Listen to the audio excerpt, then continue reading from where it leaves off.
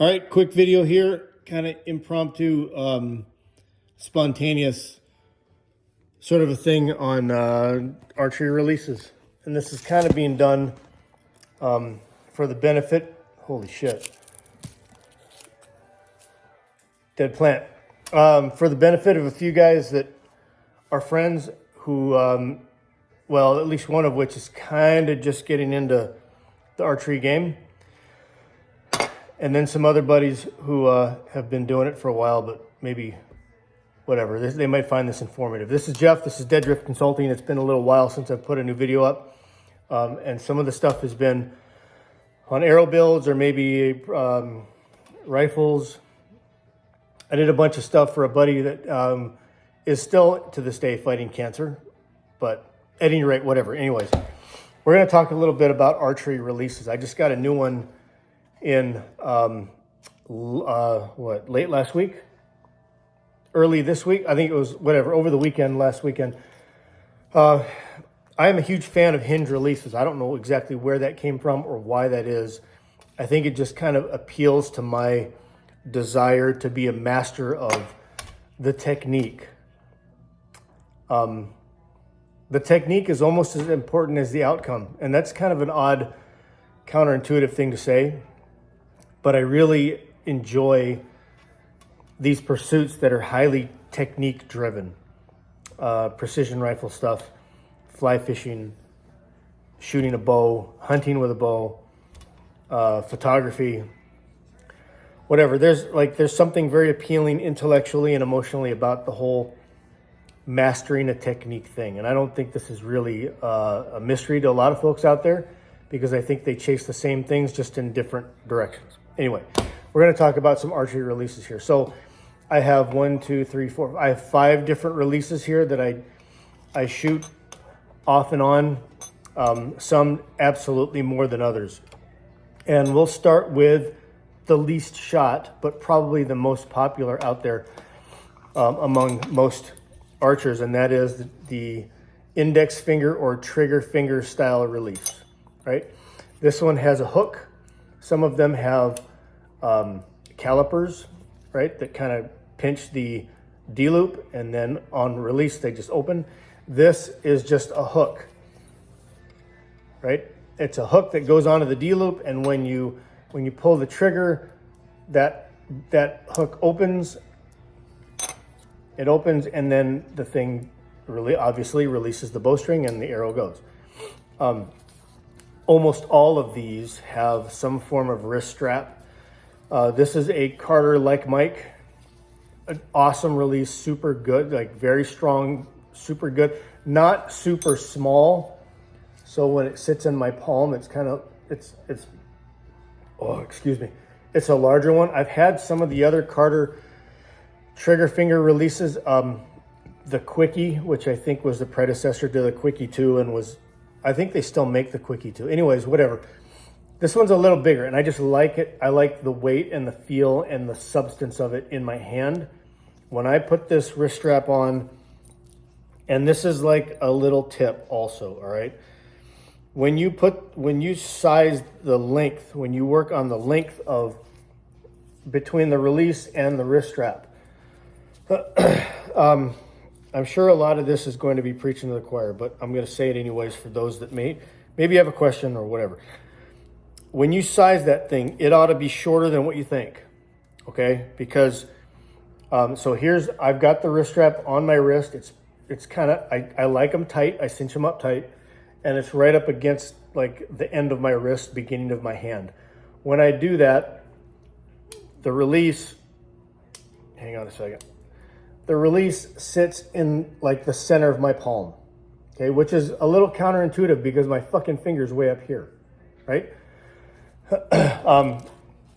The reason you do that is because when you draw the bow, like this is static, it's just hanging here. There's no load on the release, and this is an easy concept to figure out. But when you load the release, when you put it on the string and you go to draw, all that force is pulling the release forward in your hand up to your fingers, pulling this strap against your hand, which is why I like them tight. It's also the reason why I size them short in the center of my palm like this, because when I load the bowstring on there and I go to full draw, like, you should not be gripping. See, that's why. You should not be gripping the release as you draw the bow with anything with a wrist strap. Allow the weight of the bowstring and the cams and the limbs to rest on the bones of your wrist and hand. So the way that I've taught people is I want your trigger finger behind the trigger itself as you draw the bow. That way, there's no way you're going to grip the release and fire the bow inadvertently before you're ready, or even have a dry fire kind of a situation or something like that. So you want that thing sized in the center of your palm, because when you get to full draw and you put all that weight on that release, and then you go to grip the release, it's sized so that your finger falls in the right place. And this is subjective, and this is how I do it. So, adapt and overcome as you see fit. But your finger falls on that trigger in the right place, so that when you go to execute that shot and you've got that anchor, then it's a matter of pulling your finger through the trigger and allowing the release to go, as opposed to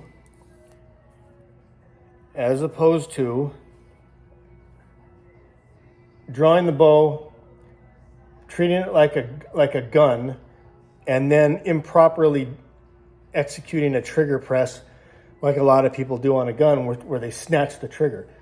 So it's kind of like this. And when you do that and you drop your finger or you just yank on it, you're putting in, I believe, excessive movement into your hand that will move your pin on the target and not be as stable as you think it was immediately before. Now, there's lots of archers that shoot like this, where they're just dropping that finger almost like a trap door, right? They're sitting up here and they do this, and then they're ready and the shot's ready, and they just do that. They just kind of flick the finger. Yeah, that works. And sometimes it's necessary, right? The way that I do it is I like that trigger to be deep in my finger, like the second knuckle of my finger, so that I can wrap my whole finger around it like this. And then I freeze this finger and I don't move it. I actually pull with my hand and I try to drag my finger through the trigger from the hand, not from the finger. So I set the tension in my back, and then I just increase that tension until the finger moves through the trigger and the release fires. That's how I fire an index finger release. It doesn't mean that you can't command fire it like right now. When you use that technique, you absolutely can. You just stop pulling with your back and you just use the knuckles in your fingers to just pull the trigger. Sometimes that's necessary. There are times when you've got wind, or the animal's about to take a step, or you need to time that shot precisely, and it's more about, I need it to go right now. Like when I say it goes, that's when it goes. 100% valid technique. I just prefer to set it up so that it's there if I need it, but otherwise I'm executing it almost like a back tension, where I'm rotating my shoulder blade down and into the center of my back, and that's dragging my finger through the trigger as opposed to manipulating the trigger with the finger. Okay. All right, so that's the only index finger release that I own. I carry it as a backup. I carry it as something, as an option, but it is not my go-to, and it's almost never my first choice. All right, so I have, we'll go this way. This is a true back tension release. This is a knock-on silverback, which is a Carter built release. I'm partial to Carter. I really like their releases. They've been super reliable, very durable, and very consistent for a long time. The Carter silverback, though, is one that it's a true back tension. In other words, It will only fire when you put the requisite amount of tension on the release on the hook before it will fire, okay? And I won't go into how to set these up because that's a longer video or a different video that's going to take too much time. But suffice to say that this release has a safety, for lack of a better term. It's this thumb peg here. It's actually a safety lever. And when you draw the bow, you're keeping this safety lever depressed with your thumb. Once you get to full draw, you release this and you continue to pull and put pressure on that until the hook opens, until the release fires. Okay, so I have my thumb on the safety. It's depressed. I go through my draw cycle. I'm drawing my bow. Heaviest poundage here gets to where those cams roll over, and you get into the valley, or you get into that let off phase. That let off phase of the cam. It lets off. You settle back into your anchor. You're holding whatever it is, whatever 80% of your poundage is usually, right? And then I'm releasing this safety, right? And then I continue to pull, and once I hit a specific poundage that you set with on the release, that's when the release breaks, okay? This is a true back tension. There's no real command fire with this unless you just rip it. And when you do that, the arrow is going to go wherever the hell it wants, because if you just rip it, your pin will move all over the place. Everything's going to move. So not recommended for those command fire shots. Okay, so we have the index finger, trigger finger release. We have a true back tension release. Now we get into some other forms of back tension, but they're called hinge releases. And hinges work because there's a fucking hinge. Weird, right? The hinge release has a hook, just like the other ones. But it only releases once the hinge, like the head of the release, moves on the hinge to a certain point. So these releases are based, like when the release fires is based on rotation of the release, which this winds up being a fixed point because it's on the string, and as you rotate the release, that's what causes the sear to disengage or to drop, and then the release opens. Okay, so you can see that right there, how that works. It's solid here, right, with the head all the way back, and then as the release rotates in your fingers, this is a fixed point on the string, right? So imagine the string coming off right here. In fact, I'll just use my little piece of 550 cord. So, oh God, this has not turned out to be the smoothest video I've ever done. It's on the string, right? And then the head is all the way back, like it doesn't go any further back. And then as you rotate the release and the head straightens out, it gets to a certain point at which the hook opens, right? The hook opens and it releases the string, and that allows the arrow to fire. These are my favorite kinds of releases. For like reasons that I think I kind of already outlined. It's a technique involved in this that I really embrace and really appeals to the way my brain operates. These are also kind of scary because people tend to want to try this, and what happens is they grip the whole release like this, and they start to draw the bow, and that the hinge starts to rotate as they get through the draw cycle, and then the arrow shoots into the ground, or it shoots up in the sky if they're that kind of a draw, or the arrow falls off and they dry fire the bow. It can be intimidating, but again, it's very technique driven, and it's like this. The key to drawing a a hinge release successfully is pressure on these fingers, index and thumb. It's like a ring lock, like you're doing this on the release. These fingers need to just kind of float. They cannot, it's risky, it's possible, but it's risky when you start using middle, ring, finger, pinky, whatever, to draw the bow with that release, because if you squeeze too hard with this,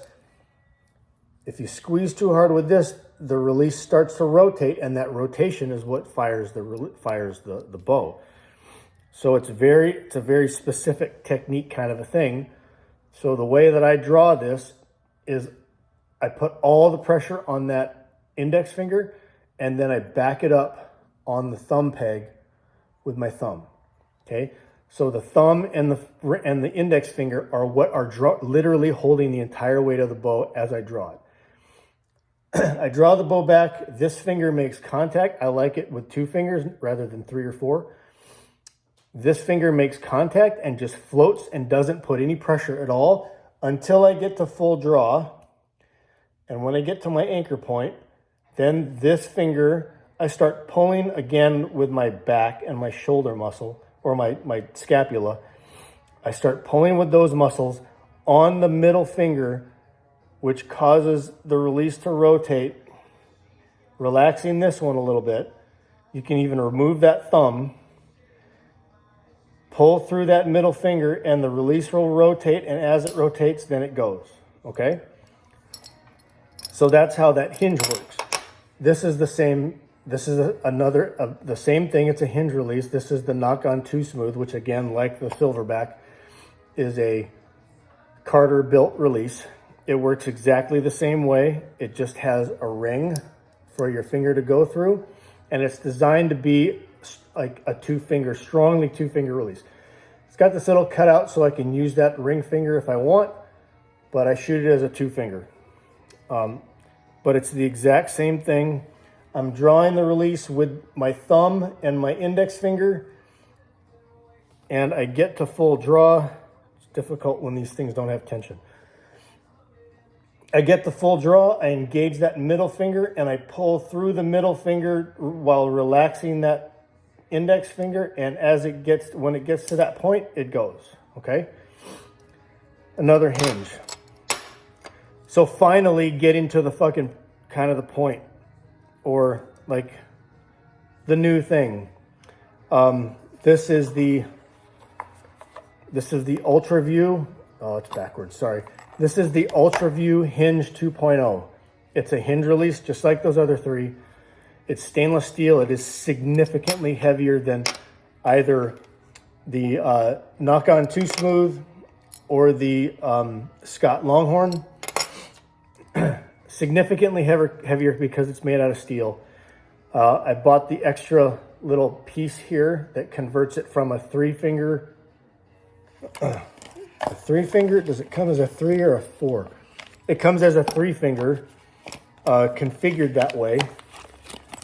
Okay, it's got that extra part that goes on here that makes it a 3-finger. That's how it comes if you just buy the release as is. The 2-finger conversion is an additional $40, which seems like a bit much. And then the thumb peg itself, it does not come with the thumb peg. This is an extra $20. I strongly believe it should be like this thumb peg should be included in the cost of the release. The release itself is not an inexpensive release. It's more expensive than any of these by a significant factor.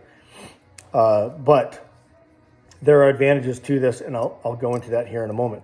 But it's just the same thing. It's just another hinge release, right? This is a large model, meaning the size of the finger grooves are a large. I'm not a large man, but the idea is if I'm shooting this with gloves on, I want the extra room to fit those gloves. That's why I bought the large. But otherwise, it operates exactly the same. I'm drawing all the way to the bows on my index and my thumb. This finger rests in that finger groove. I get to full draw. I engage that middle finger. I start pulling through it. I get to my click. and then I keep pulling and it goes. Okay.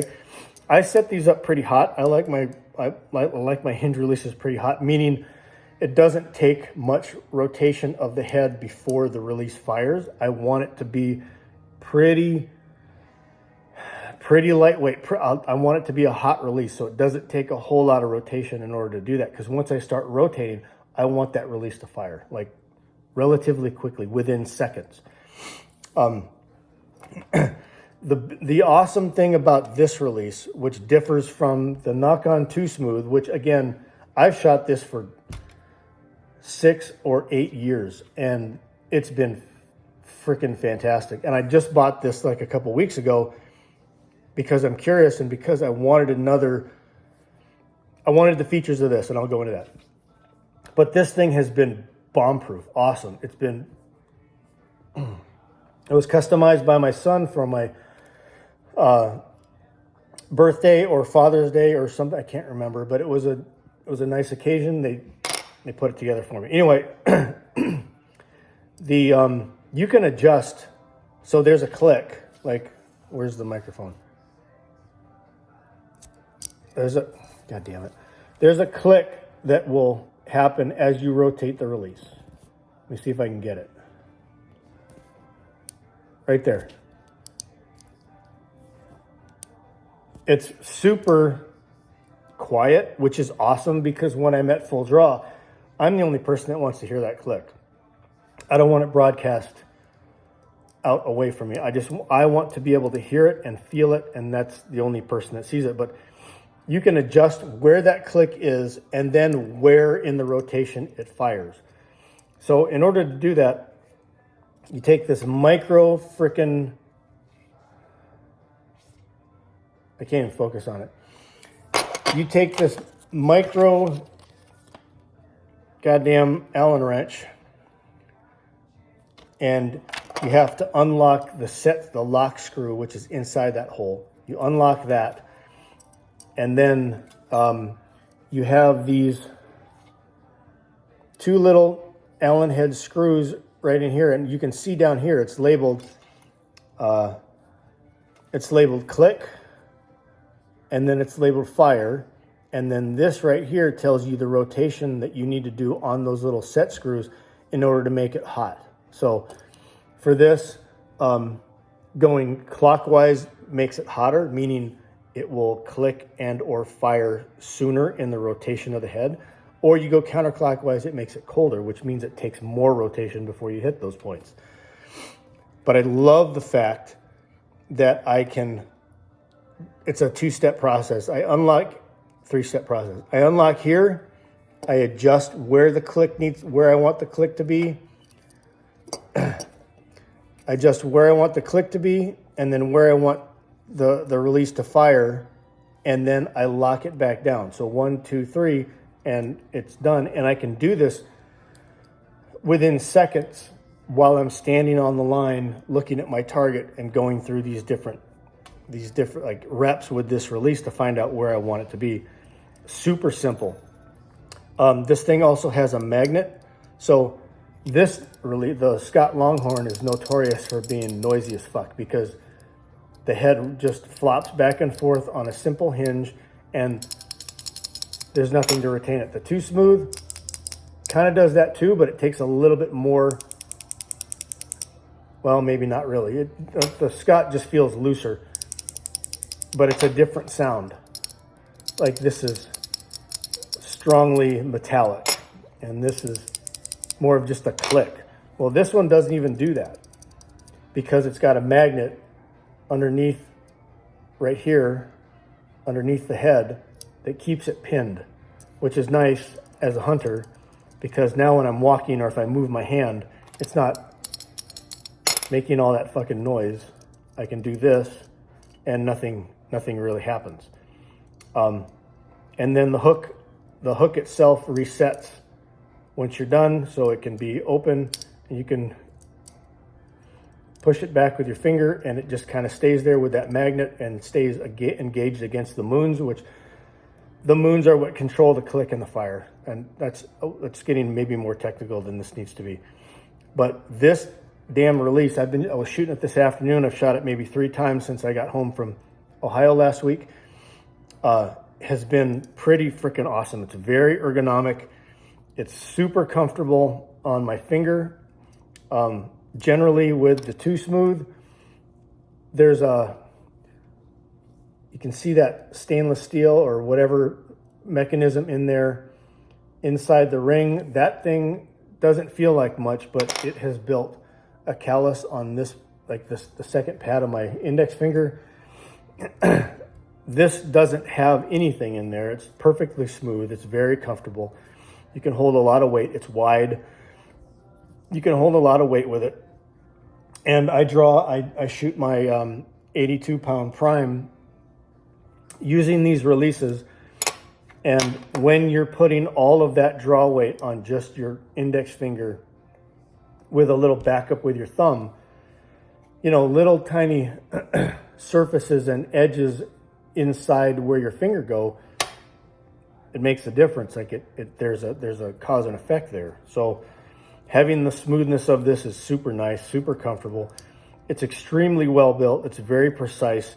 Everything has been dehorned. There's not a single sharp edge on this entire thing other than the nut on the back here that holds the thumb peg in place. That's the only sharp edge that you have.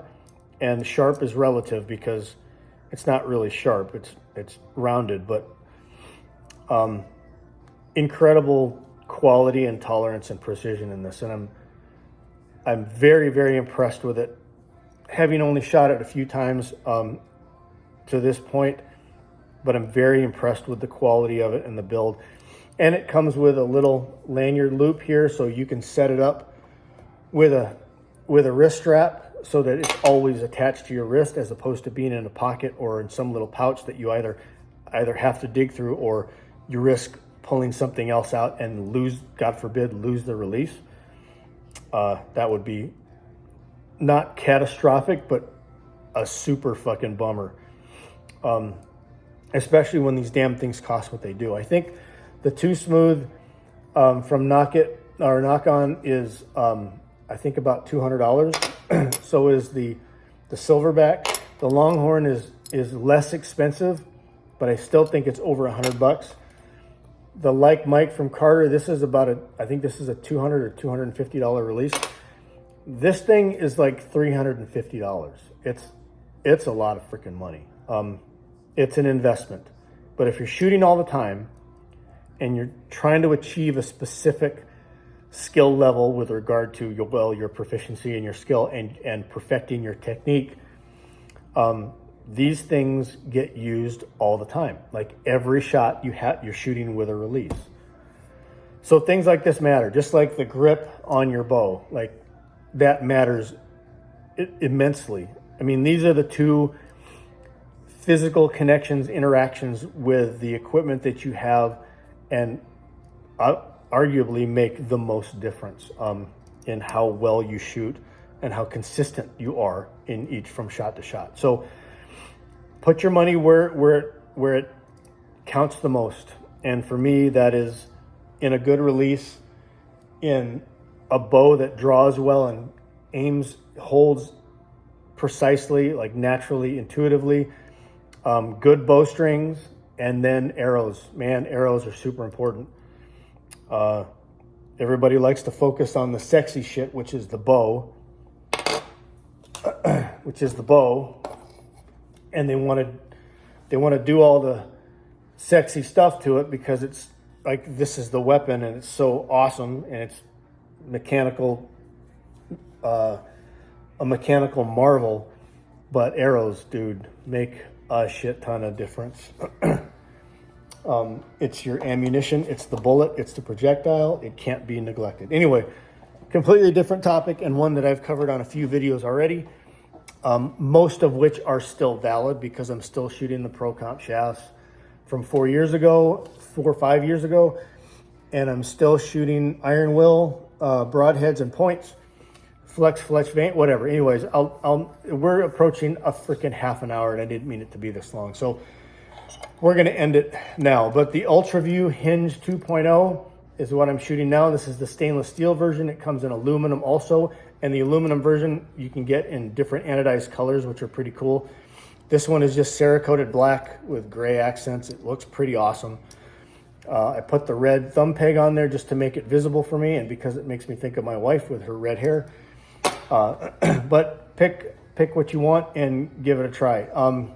As always, if you have any questions, please don't hesitate to get a hold of me here. Jeff@deaddriftconsulting.com, or comment here on these videos. DM me through Instagram. It's at deaddriftconsulting_LLC. That's the Instagram handle. Please check out the rest of the videos, and if you have any other questions or comments on those, I'd be happy to entertain them. I usually respond, unless you're a complete dick, then I won't respond. And sometimes I don't respond just because the comment you've made is more like, hey, thanks for the good work, or whatever. It's not really a question. Anyways, whatever. All right, I'm at 31 minutes. Thanks a bunch for hanging in there and paying attention. I hope this was helpful. And yeah, good hunting, good shooting. Get out there and do it, even in the heat. Get out there and do it. It's important. All right, thanks, folks. Bye.